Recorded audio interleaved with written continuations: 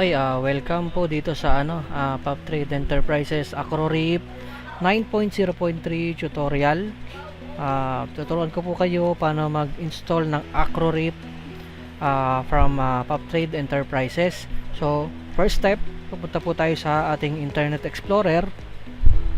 Punta po kayo sa www.poptrade.com.ph. Okay. So, maglo-load po yung website namin. Ayan. Pwede kayong mag-browse dito ng mga products na gusto ninyo. Pwede rin kayo mag-inquire directly dito sa chat with us sa lower right corner. Then dito tayo sa downloads dahil AcroRip ang ating topic for today. So dito pupunta po kayo dito sa sa downloads. Pagbaba nyo dyan, makikita po ninyo yung AcroRip Eco DTF printer.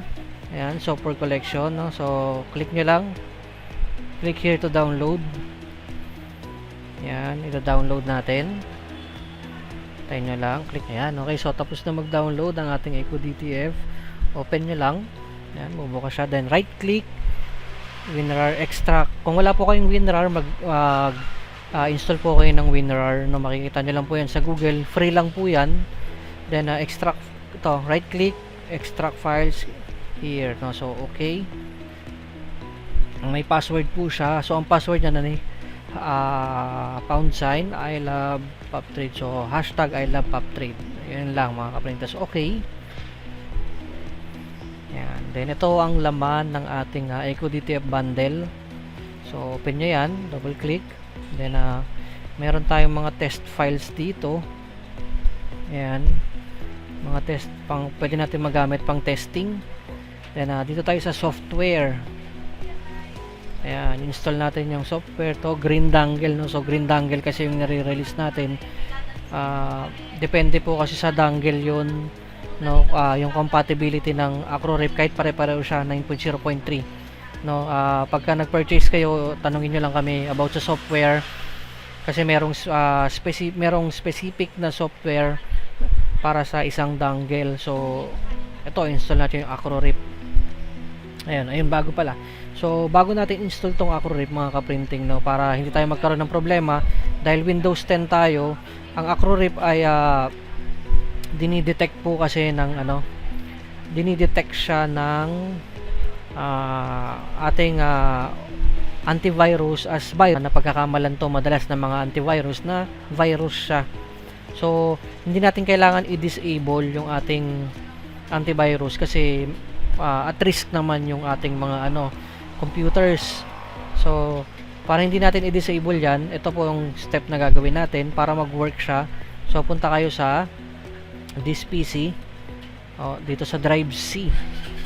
So, mag-create po kayo dyan ng right-click nyo, new folder, then ang ilagay nyo ay AcroRip. Ayan, AcroRip.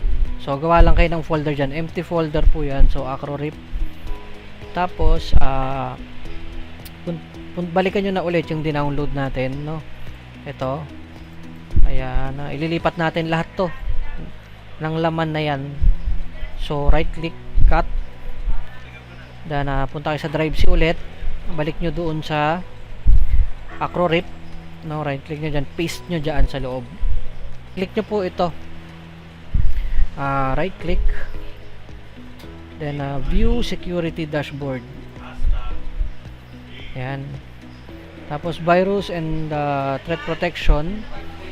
Click nyo yan. Then, manage. Dito sa virus and threat protection settings, manage.